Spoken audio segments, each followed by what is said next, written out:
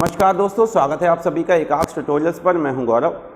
Friends, जैसा कि आप जानते हैं कि पीटी 2021 का परिणाम यूपीएससी के द्वारा जारी किया जा चुका है। आप में से जिन अभ्यर्थियों ने भी यह परीक्षा दी होगी, आपने अपना स्कोर कार्ड देख लिया होगा। दोस्तों, आप जानते हैं कि स्कोर कार्ड में 3 तरह के स्कोर दिए हुए हैं। एक एब्सोल्यूट स्कोर दिया हुआ है, एक नॉर्मलाइज्ड स्कोर और एक परसेंटाइल स्कोर दिया हुआ है। देखिए, एब्सोल्यूट स्कोर वह स्कोर है जो आपने एग्ज़ाम में क्वेश्चन सॉल्व किए हैं, जितने आपने सही किए हैं और जितने आपने गलत किए हैं उसके अनुसार नेगेटिव मार्किंग के अनुसार जो आपका स्कोर बनता है वह एब्सोल्यूट स्कोर हुआ। इसके बाद आप जानते हैं कि एक से अधिक पालियों में जब परीक्षा आयोजित होती है तो नॉर्मलाइजेशन की प्रक्रिया अपनाई जाती है। तो उस प्रक्रिया के अनुसार नॉर्मलाइज्ड स्कोर भी स्कोर कार्ड में दिया हुआ है। अब ये परसेंटाइल स्कोर जो दिया हुआ है, मान लीजिए यदि आप में से जिस किसी भी अभ्यर्थी के 98 परसेंटाइल स्कोर की बात कर रहे हैं यहाँ पर, ठीक है, कि परसेंटाइल स्कोर का अर्थ क्या हुआ, क्या मतलब हुआ। तो परसेंटाइल स्कोर में यदि आपके सपोज 98 परसेंटाइल हैं या 98 पॉइंट समथिंग, जितना भी परसेंटाइल हो, तो इसका अर्थ यह हुआ कि जितने अभ्यर्थी एग्ज़ाम में बैठे थे उन अभ्यर्थियों में से 98% अभ्यर्थियों से आप ऊपर हैं, ठीक है। या इस तरह से कह सकते हैं कि 2%, देखिए परसेंटाइल को आप 100 में से माइनस कर दीजिए, ठीक है। 100 में से माइनस, सपोज 98 परसेंटाइल यदि आपके हैं तो आप 100 में से माइनस कर दीजिए तो 2%, अर्थात जितने अभ्यर्थी एग्ज़ाम में बैठे उन अभ्यर्थियों में से 2% अभ्यर्थी आपसे ऊपर हैं और आप 98% अभ्यर्थियों से ऊपर हैं, ठीक है। इसका मतलब हुआ कि टॉप 2% अभ्यर्थियों में आप आते हैं यदि आपका 98 जो है वो परसेंटाइल बनता है। परसेंटाइल दशमलव के कुछ स्थानों तक भी दिया हुआ है आगे, ठीक है, किसी किसी अभ्यर्थी का। तो 98 पॉइंट समथिंग, 98.89 या 98.25 इस तरह से भी परसेंटाइल है। तो उसके अनुसार आप देख सकते हैं कि कितने प्रतिशत अभ्यर्थी आपसे ऊपर हैं या आप कितने % अभ्यर्थियों से ऊपर हैं, ठीक है, अर्थात कितने प्रतिशत अभ्यर्थियों से आपके नंबर ज़्यादा हैं। अब जैसा कि आप जानते हैं कि लगभग एग्ज़ाम में 16 लाख से 17 लाख के बीच अभ्यर्थी बैठे थे, ठीक है। कितने? 16 लाख से 17 लाख, ठीक है। लगभग इतने अभ्यर्थियों ने परीक्षा दी थी, 16 लाख 60,000 70,000, या लगभग, ये एक लगभग आंकड़ा है कि 80% या 81% के आसपास उपस्थिति रही थी, जैसा कि समाचार पत्रों के माध्यम से पता चला, ठीक है। तो लगभग इतने अभ्यर्थियों ने परीक्षा दी। तो अब आप अपने परसेंटाइल के अनुसार ये देख सकते हैं, यदि आपके 98 परसेंटाइल है तो इसका जो है 98% यदि आप देखेंगे 16 लाख का या 17 लाख का यदि आप निकालेंगे तो उतने अभ्यर्थियों से आप ऊपर हैं या आपके नंबर ज़्यादा हैं। या आप 2% निकाल लें लगभग, तो इतने अभ्यर्थी आपसे अधिक अंक लेकर एग्ज़ाम में आए हैं। इसका अर्थ यह हुआ परसेंटाइल का, ठीक है। अब दोस्तों, सवाल यह उठता है कि जो मेंस एग्ज़ाम आयोजित होगा विभिन्न पदों की के लिए जो विज्ञापन जारी किया जाएगा यूपीएससी आयोग के द्वारा, तो उस एग्ज़ाम के लिए कितने परसेंटाइल के अभ्यर्थियों को बुलाया जाएगा, ठीक है। यह प्रश्न सभी के मन में है। देखिए, जो विज्ञापन जारी होगा उसमें पदों की संख्या क्या होगी, यह तो जब विज्ञापन जारी होगा तभी पता लगेगा। लेखपाल के लिए मान के चल रहे हैं कि जैसा कि समाचार पत्रों के माध्यम से पता चला है कि लेखपाल के लिए लगभग 7,000 या 8,000 पदों की संख्या हो सकती है, ठीक है। तो पदों की संख्या जितनी भी होगी, लगभग मान के चल रहे हैं कि 15 गुना अभ्यर्थियों को मेंस एग्ज़ाम के लिए बुलाया जा सकता है। 15 गुना, 18 गुना या 20 गुना, जितना भी होगा वह आयोग के द्वारा उसकी जानकारी दी जाएगी यूपीएससी के द्वारा, ठीक है। तो यदि मान लीजिए लेखपाल के पद की हम बात करें तो 8,000 यदि पदों की संख्या होती है तो इसका 15 गुना हो गया कितना, 1,20,000। ठीक है, तो 1,20,000 अभ्यर्थियों को बुलाया जाएगा यदि पदों की संख्या इतनी होती है और 15 गुना अभ्यर्थियों को बुलाया जाता है तो 1,20,000 अभ्यर्थियों को बुलाया जाएगा। ठीक है, अब यदि आप देख सकते हैं कि मान लीजिए 70 लाख अभ्यर्थियों ने यदि परीक्षा दी और आपका 98 परसेंटाइल है, तो 2% अभ्यर्थी ऐसे हैं जो आपसे अधिक अंक लेकर आए हैं, तो 2% जितने अभ्यर्थियों ने परीक्षा दी उसका। ठीक है, तो यदि 17 लाख का आप 2% निकालेंगे, ठीक है, 2%, तो 2% का मतलब हो गया ये लगभग कितना आएगा, 34,000, अर्थात 34,000। कितना आएगा, 34,000। इतने अभ्यर्थी आपसे अधिक अंक लेकर आए हैं। ठीक है, ये देखिए इस तरह से आप निकालेंगे तो 34,000 अभ्यर्थी जो हैं, यदि आपका 98 परसेंटाइल है तो आपसे ऊपर इतने अभ्यर्थी हैं। इसी तरह से यदि आपका 95 परसेंटाइल है तो आप 5% निकाल लीजिए, 5% अभ्यर्थी आपसे ऊपर हैं।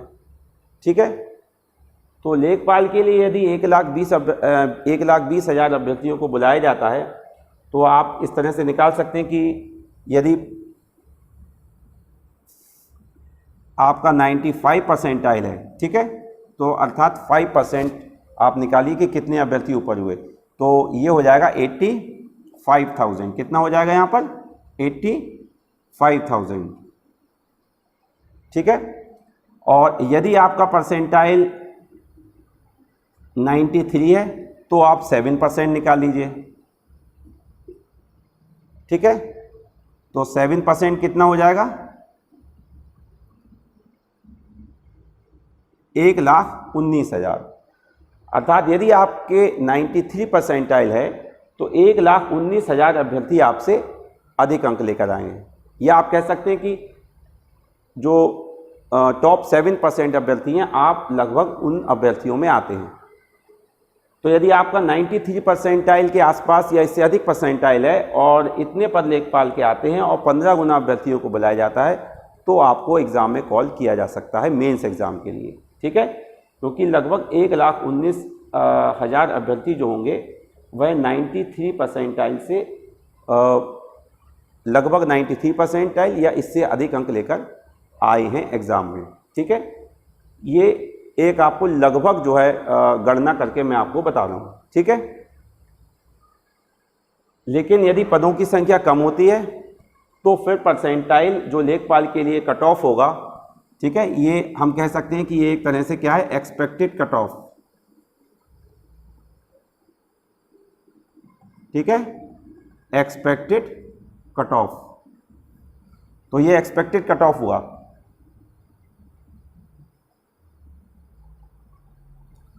या आप कह सकते हैं कि कितना परसेंटाइल, कितने परसेंटाइल होने पर लेखपाल के लिए कॉल किया जा सकता है। तो लगभग आप मान के चलिए कि 93, मोर देन 93, ये परसेंटाइल है। क्या है, परसेंटाइल। आपके यदि 94 या 95 हैं तो बेटर है। अब मान लीजिए कोई विज्ञापन जारी किया जाता है जिसमें पदों की संख्या 1,000 है या 500 है। ठीक है, ये तो जब विज्ञापन जारी होगा तब पता लगेगा। तो फिर उसी के अनुसार परसेंटाइल जो है, अर्थात एक्सपेक्टेड कट ऑफ कह सकते हैं आप, या उसी के अनुसार जो है परसेंटाइल डिसाइड होगा कि कितने परसेंटाइल के अभ्यर्थियों को मेंस एग्जाम के लिए बुलाया जाएगा। फ्रेंड्स, एलिजिबिलिटी भी एक इम्पॉर्टेंट फैक्टर है कि किस पद के लिए क्या एलिजिबिलिटी मांगी जाती है। तो उसके अनुसार ये आयोग डिसाइड करेगा कि किन अभ्यर्थियों के पास वो एलिजिबिलिटी है या नहीं है। तो आयोग क्या निर्णय लेता है, कितने गुना अभ्यर्थियों को बुलाता है किस पद के लिए, यह निर्णय आयोग के द्वारा लिया जाएगा। ठीक है, तो फिर भी आप मान के चलिए यदि लेखपाल के लिए बात करें तो 94 या 95 परसेंटाइल यदि एटलीस्ट आपका है, मान लीजिए 95, तो बहुत अच्छा है। ठीक है, और यदि आपका 96, 97, 98 है तो फिर बहुत ही अच्छा है। ठीक है, यदि पदों की संख्या अधिक है तो पदों की संख्या बहुत कम होती है, 2000 3000 यदि होती है लेखपाल में, तो फिर एक्सपेक्टेड कट ऑफ जो है वो ज़्यादा जाएगा।